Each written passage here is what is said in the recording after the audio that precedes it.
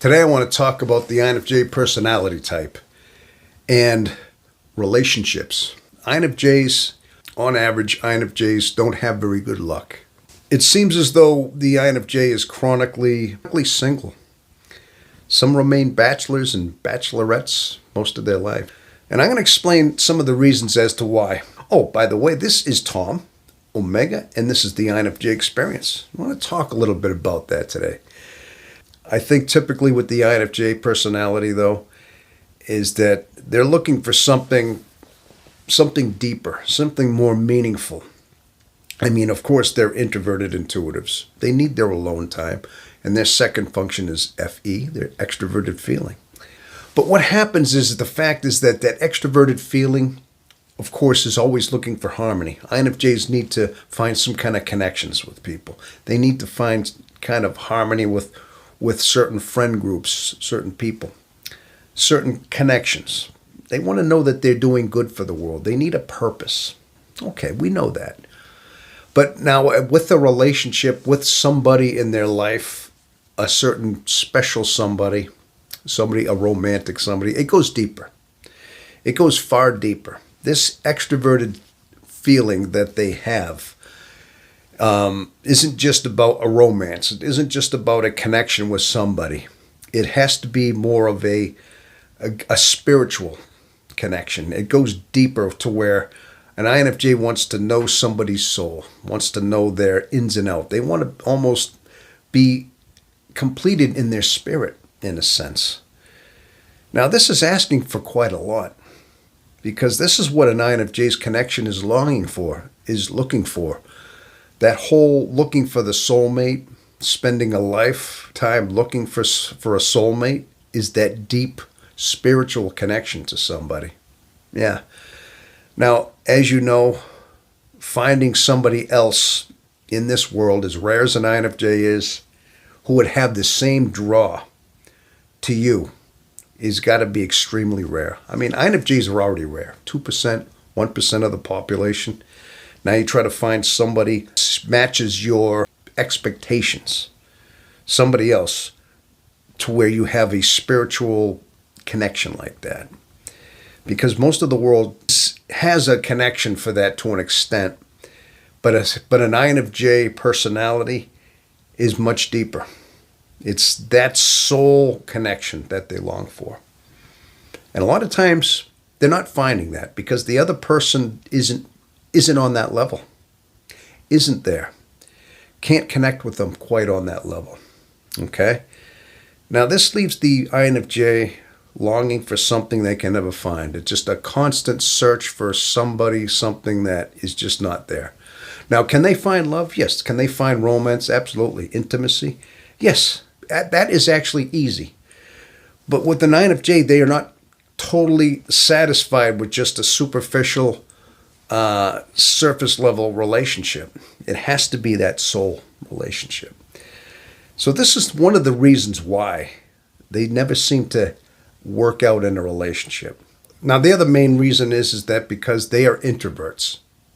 As you know, they are lone introverts. They spend a lot of time inside their own mind, their own soul. And as you know, they find a lot of emptiness in there sometimes. Now typically what happens is that, they always want to fill that emptiness with that somebody, with that relationship, almost feeling as though they're going to be saved. They're going to be relieved by finally finding that soulmate connection. And that's just what they're craving for. A lot of times when they're alone in the depth of their isolation, in their bunker zone, let's say, they're crying, they're reaching out, they're sad, because they can't find that. They feel so isolated and alone. And of course, they want to feel as though they have a completion. They want to have that certain somebody, that almost that yin to their yang, okay, in their heart. And so in the pit of these isolations, they're sad, they're weeping, wishing, hoping they had that connection, let's say, that they can't seem to find. All right? Now, let's just say they get involved in a relationship. They think it's going that way. They found somebody they think is in line with them. Maybe they start giving their heart a little bit, Or maybe they're even caught up with the superficial, even temporarily. They might get involved in a superficial love of the connection, the physicality, the romance. And of course, that is alluring. And it does seem like love. But now at some point, the INFJ typically wants something deeper. At some point, they're craving something deeper. Like I said, that soul connection that they're looking for. Now, they could be disappointed because the other person just can't provide that, can't show that.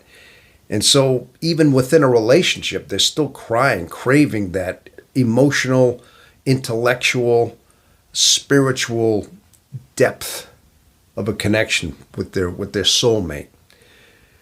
So this can cause a lot of conflict where they're just looking for that, but knowing that this somebody is not capable, is not qualified. And in some cases at that point, the INFJ can just start withdrawing. They realize it's not there. They're looking for something beyond that. They want this perfect soulmate. And now they start being unhappy again, incomplete in a sense. They'll start pulling back. They'll start withdrawing their heart. They'll start basically closing up again. And as this happens, typically these relationships drift apart again. So all of a sudden the INFJ finds themselves alone again, having to heal, having to rebuild from that relationship once again. And back into their bunker zone, their isolation once again. Trying to find it. Now they're alone again. Understanding that they are still crying out for that certain somebody they can never find. Now, they could go through a few of these bouts in their life. Maybe they go through a few. Maybe some only go through one or two. Depending on the INFJ, this could be a pattern. They've looked for love. They've craved love. Craved that connection. Only to be disappointed. All right? And one of the other reasons is that so many times when they do get involved in a relationship, they think they're craving love. They find themselves slipping into these situations. Maybe they find somebody and they may reach out temporarily for a situationship, as they call it sometimes in this day and age. Maybe they do. Now, these are never quite fulfilling. Yes, I mean, the intimacy's there, the romance can be there, but the incompletion of the soul is not there. And again, now it turns into entitlement. It may turn into just one side kind of toying with the other, sensing that they're looking for this, but kind of cat and mousing. The other one in the relationship sees that there's a certain power trip that they take on you.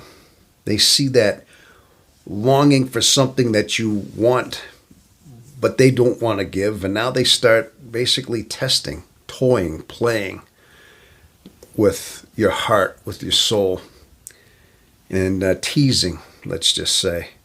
And this does happen. And of course, this just causes more pain to know that now you're just being toyed with. Your emotions, your spirit, your longing for that soulmate is being tested and toyed with. Yeah, so now, of course, you pull away again. So it all turns out to being the fact that, okay, INFJ ends up single, ends up broken, ends up healing all over again. Then they realize in the back of their head that being alone and being in solitude, being isolated is actually less painful than being involved in a relationship that is unfulfilling. Basically, the risk isn't worth the reward. It all comes down to this realization. Maybe some learn this quicker than others. In some cases, INFJs realize that it comes down to a point when you've put your hand in a fire. How many times is it going to take for you to realize that it burns you? I mean, with INFJs, they may put their hands in a fire one time and say, okay, hot, don't burn it. But sometimes it may take several times to realize you can't put your hand in the fire. This is one of the reasons, this is one of the struggles that INFJs have in their life with love. But I guess I want to come down to the conclusion of what this is that it all leads to one thing. the whole longing for a soulmate and the longing for that is it's authentic. It is there because yes, we do have a need to procreate. As human beings, we have an animalistic drive, basically. We are animals first. We have the same drives that animals have. And usually animals, it's all about rut. And it's about the whole copulation. And it's about the perpetuation of the species of that animal. And a lot of times, that's what the drive is in an animal. Being that human beings, we are half animal, but we are also half divine. We have a half spiritual side to us as well. Now, INFJs feel this more than ever, more than a lot. We have this divide. Half of this divide that we have is exactly that. We have a sense of the animal drive, but we also have the sense of the spiritual side. And so half of that drive is that we want that whole intimacy and that love and that acceptance in our animal nature, but also we have that need for our spiritual and our divine nature to have a completion with our mate, let's say. Now, this is the divide that we are looking for. We have both within ourselves, just as we are highly logical, but we're also highly emotional. We also have this as well. This is another conflict within ourselves. Animal versus spiritual versus divine. So we're looking for this connection within our mate that we can never seem to find. But it has to come down to a realization within the INFJ that enough times have passed is that they have to find this completion within themselves. And it should just happen naturally where enough times, enough trial and error, enough times alone, isolated, and searching, hungering and thirsting for their own righteousness within themselves has to come to the conclusion that their spirit has to be completed within themselves. That soulmate that they've cried for, that longing was always a longing that was also, yes, it was for the soulmate. It was for their mate, their human mate on earth, but it was also for their divine soulmate, which was the Creator himself. So at one point you have to realize this is a combination of a physical and a divine calling. I guess it all comes down to that. It's a way of understanding that it takes a lot of wisdom to finally understand as to why the INFJ goes through these bouts in the course of their lifetime. And why it is. I mean, because basically what it comes down to, the INFJ is built completely different. They're built to be a spiritual being. I'm convinced of that, people. The older I get, the more I understand myself, understand my own struggles in life. I'm trying to understand, and from your comments, from all the conversations I've had with INFJs in the course of these almost a year on this channel, I understand that we're built different. We are built spiritually. Our alignments of our functions are just that. But once you find that completion within your heart, and you no longer cry for that soulmate, once you have found completion in your heart, that will be the time you'll find your soulmate, if you can believe it. When you stop looking, when you stop searching for something, is when you find something. I mean, listen, you know what? If you ever look for a four-leaf clover, people, here's an example. Have you ever tried to look for a four-leaf clover? Or have you ever told yourself, I'm going to find a quarter today? Yeah, you're never going to find that quarter, are you? You never find it. But if you're not looking for something, you're just going to find it. You're going to see that four-leaf clover in a patch of clovers. Or you're going to find that quarter on the ground. You see what I'm saying? But if you're looking for something, you never find it. And that is what happens when you finally stop looking and you're content with who you are inside. So, bottom line is, INFJs, as much as we aren't good at relationships, maybe, we're just not built that way. But it's something we have to find first, and that's the completion with our spirit. And that's being content within your heart first and knowing you don't need that anymore. These are a lot of the lessons my mom used to teach me, by the way. There's a reason why we are hopeless romantics, the INFJ. And that's basically what it is. But remember, don't get caught up with peer pressure. We can't get caught up with the whole peer pressure of understanding that we are somehow supposed to be with somebody. I mean, society teaches us that a man is not complete unless he has a wife, unless he has somebody, unless he has a family, unless he's supporting a family. Now, this is a way of keeping society going. They want it's a whole machine of expectations that we have to be complete unless we're with somebody. That's our status, is that you have to have that beautiful wife, or in the case of a woman, you have to have that husband who supports you in order for you to have success.